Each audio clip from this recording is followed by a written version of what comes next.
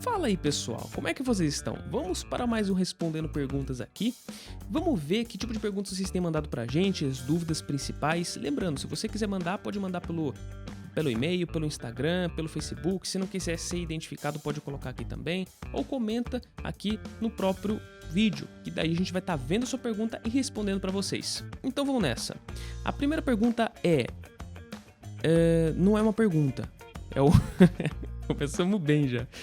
Quem disse isso é Conceição. Eu vou comer cuscuz, ovo, sardinha, abacate, pão integral e banana. Oi, caro demais, besteira comprar. Legal, Conceição, gostei do seu ponto de vista. Eu acho que a gente deve preferir mais alimentos do que suplementos mesmo. E o whey, na verdade, ele pode ser necessário. Para muita gente é um salva-vidas e pode ser interessante sim. Tá bom? Principalmente para quem tem essa questão da praticidade, de bater proteínas nos horários certos, isso é muito importante, tá legal? Douglas Fonseca, qual a diferença do magnésio treonato e do magnésio L-treonato? Cara, eu acho que foi na aula de magnésio isso. O magnésio treonato é a mesma coisa, tá, cara? A diferença é que um deles fala que o aminoácido é do tipo L. Então, acontece o seguinte, no seu corpo você tem isso aqui, ó. Você tem uma molécula, que a maioria delas que é do tipo L, e você tem um outro tipo de moléculas que é do tipo D.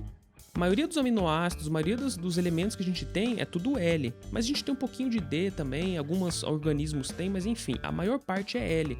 Então, a diferença entre cada um deles é só o espelho. Veja que eles são moléculas espelhadas, então por isso que a gente tem essa conformidade química que é chamada de L. Por isso que tem L-glutamina, L-carnitina, é só a conformidade da molécula e isso não muda nada. A gente sabe que o magnésio aqui ele tem várias formas com que ele pode ser conjugado, existem alguns propósitos para cada uma dessas formas, a gente não vai entrar no mérito aqui, mas como você perguntou só do treonato, é isso daí, tá bom? É a mesma coisa. Se for o magnésio treonato também sozinho com esse nome, provavelmente vai ser nessa conformidade química do L, tá bom? L-treonato. Elton Amorim. Eu amo nutrição, mas eu não tenho condições de pagar a faculdade. Queria que alguém me recomendasse algum livro bom para eu ler de nutrição. Desde já eu agradeço. Eu acho que eu respondi esse cara. Eu recomendei para ele o Nutrição, Conceitos e Controvérsias. Pessoal, se você é estudante de nutrição, eu recomendo começar por esse livro. Assim, no começo, pessoal, você pode pegar um Krause, que é um livro muito bom, que é um livro excelentíssimo de nutrição. Se você conseguir ler inteiro o Krause, estudar inteiro esse livro, você vai estar um passo a mais de ter um bom profissional em nutrição. Entretanto, muita gente não pode entender esse livro, porque traz uma linguagem um pouco mais pesada. Aí quando você começa a ler algo que você vê que algumas palavras você não entende, isso é meio complicado, porque daí você fica com sono, com vontade de dormir e, cara, não é legal. Por isso que esse livro aqui, a Nutrição, Conceitos e Controvérsias, que eu indiquei pra ele, é um livro que tem uma linguagem extremamente simples. A gente, nos nossos cursos de nutrição, usa bastante os conceitos que eles definem aqui. Do ponto de vista, se a gente for muito certinho, científico, alguns conceitos que eles trazem pode não estar totalmente certo ali, né? Ou pode estar um pouco generalista, mas mesmo assim, eu acho que a gente tem que começar pelo simples e depois pegar gosto pela coisa e ir pro complexo. Por isso que eu acho que esse livro é uma boa e eu vou deixar o link na descrição também para vocês, a referência dele, tá bom? Porque ele é pago. Jonathan Santos, cara, eu tenho uma dúvida. Eu sou graduando em nutrição e eu estou formando minha base na química. Utilizamos muito a parte de cálculo que vem lá da química? Ou é só química geral e orgânica? Ou só a química geral e orgânica é o suficiente para dominar bem a nutrição? Jonathan, a base da nutrição, na verdade, é bioquímica, cara. Eu respondi pra você, eu acho que essa pergunta também. Mas assim, por que é importante a gente saber química, a gente saber química orgânica? Porque essa é a base da bioquímica. Então a gente precisa entender o básico. E ó, você tá falando com um cara, velho, que nunca foi bom em química. No colegial era péssimo em química. Só nota baixa. Então só na faculdade, né? Foi um dos fatores impedidores, inclusive, de eu começar a ingressar diretamente no curso de nutrição. Porque eu pensava, pô, nutrição é só química, eu sou ruim nesse negócio, então não vou gostar. Então só depois que eu terminei a primeira graduação de psicologia que eu resolvi fazer nutrição e falei, cara, quer saber, eu vou estudar isso do zero e não quero saber, vou começar a ver nos vídeos no YouTube e foi exatamente assim. Aquele canal do Jubilu, os vídeos mais básicos de química possíveis.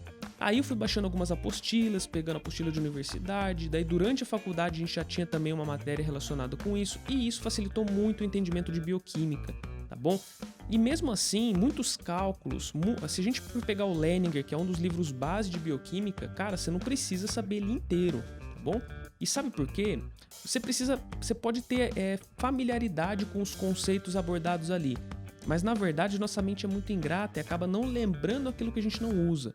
Cara, eu já fui desse time, eu sabia desenhar a via glicolítica, bonitinho no caderno ali, a molécula lá, quando eu estudava bioquímica. E cara, eu sei fazer isso hoje? Não sei. Por quê? Eu preciso utilizar isso? Meu cérebro entende que é uma informação que eu não utilizei mais em momento algum. Talvez se eu fosse um professor de bioquímica, um professor de química que estaria recorrendo a essa informação, a gente até usa. Mas muita coisa do que a gente aprende a gente acaba não usando. Não quer dizer que a gente não deva aprender, que a gente não deva passar pelo assunto. A gente deve sim. Por isso que estudar todos os conceitos de bioquímica, os principais pelo menos ali, salientando aquilo que você vai usar, entender como funciona a parada, isso eu acho que é de fato muito importante. Beleza? Acho que foi um pouco prolixo, mas deu para responder alguma coisa da sua pergunta. Bom, e a última dúvida é o seguinte: faço aeróbio de intensidade moderada para queimar mais gordura. Preciso esperar depois do exercício para eu comer? Ou comer em seguida vai atrapalhar meus resultados? É o seguinte, eu não vou citar também a pessoa para não ter essa, né, já que a gente vai falar alguma coisa que não é tão positiva aqui, para não ter exposição da pessoa, mas é o seguinte, você que comentou isso, que fez essa pergunta pra gente, isso é um erro conceitual muito comum. As pessoas acharem que estudar a bioenergética, ver que, por exemplo, em uma determinada faixa de nível de exercício, basicamente de batimentos, vai existir uma maior colaboração do seu sistema bioenergético oxidativo, ou seja, você vai ter uma perda de gordura maior naquele momento ali, naqueles batimentos. E isso a pessoa pensa, então vou fazer esteira em baixa intensidade porque naquela intensidade a via predominante ali é a via oxidativa, vou queimar mais gordura. Isso é um erro conceitual porque é o seguinte, primeiro que a pessoa acha que os nossos sistemas eles são assim, a partir de um momento um ativa e os outros, nada ativa. Isso já é um grande erro. Os três funcionam tudo ao mesmo tempo, tá bom, gente? É que nem a ideia do cara pensar, eu só vou começar a perder gordura depois dos 5 minutos ali fazendo. Não, você tá perdendo gordura o tempo inteiro. Tá assistindo essa aula, você tá perdendo gordura. Você tá com o seu sistema, a sua bioenergética funcionando adequadamente, tá? Então isso daí, na verdade, é um grande erro conceitual que as pessoas cometem.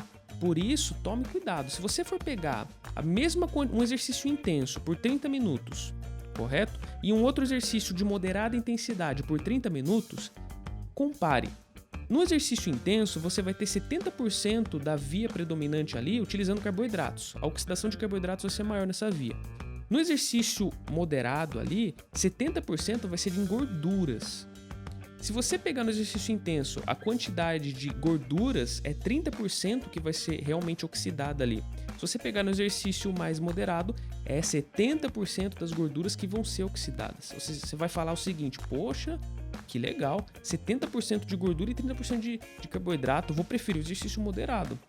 Mas compara depois a quanto de calorias gasta um exercício intenso e quanto de calorias gasta um exercício moderado e vê quanto de gordura esse exercício gasta o intenso e quanto de gordura em si gasta o moderado. Você vai ver que o intenso, mesmo com 30% do gasto em gordura, mesmo assim ele supera o exercício moderado. Então assim, durante o exercício, mesmo assim o exercício de caráter intenso ele vai queimar mais gordura. Então se você... Não estou dizendo que exercícios moderados sejam ruins, obviamente, mas uma coisa é clara aqui. Se você busca a perda de gordura, né, a primeira coisa que tem é o déficit calórico. E uma das estratégias eficientes que a gente tem para ajustar o déficit calórico da pessoa é introduzir atividade física, exercício físico. Porque daí a dieta fica com um nível de adequação, de aderência um pouco maior. A pessoa pode comer um pouco mais porque o gasto energético dela vai ser maior. E como a gente vai conseguir um gasto energético maior? Fazendo exercícios ali que gastam mais calorias. E nesse caso, esses exercícios vão ser os mais intensos e não os mais moderados. Então, só reforçando, as nossas vias metabólicas, pessoal, elas acontecem tudo ao mesmo tempo, tá bom? E eu digo uma coisa pra vocês, durante o dia, a perda de gordura que o seu corpo gera é muito maior do que necessariamente durante o exercício físico. Você faz exercício por 1 hora, mas e nas outras 23 horas? Você continua também perdendo gordura. Esse momento é super importante. O que as pessoas fazem hoje em dia, na verdade, é introduzir um aeróbio de moderada intensidade como forma de preservar a oxidação de carboidratos, ou seja, a pessoa ela não quer gastar carboidratos ali de forma eficiente, mas dá um estímulo metabólico para a pessoa ter um desenvolvimento de capacidade física de mitocôndria e também ter um gasto energético aumentado ali no seu dia. E daí a pessoa treina e faz exercício de musculação, por exemplo, no período da tarde, da noite. Então isso é muito comum. Fisiculturistas fazem isso, treinam cedo, às vezes um exercício de baixa intensidade para poder ter energia depois e recuperar suficientemente para treinar bem no período da tarde. Isso é uma estratégia, é uma praticidade, é uma estratégia inteligente que eles utilizam aqui para modular um pouco esse quesito do aeróbio ser realizado ali com mais moderada intensidade. Então, para você que fez essa pergunta, no que diz respeito à perda de gordura, o seu treino vai ser quase nada em comparação ao seu dia, tá bom? Não vai ser no treino que você realmente vai queimar e ter essa contundência de perda de gordura, mas sim vai ser durante todo o processo do seu dia, durante o seu consumo alimentar. Isso vai ser realmente, de fato, muito importante. Isso é termodinâmica, tá bom, pessoal? Então, espero que vocês tenham gostado do vídeo, que tenha respondido suas dúvidas, suas perguntas. Obrigado por você que acompanha até aqui. Um grande abraço a todos e até a próxima.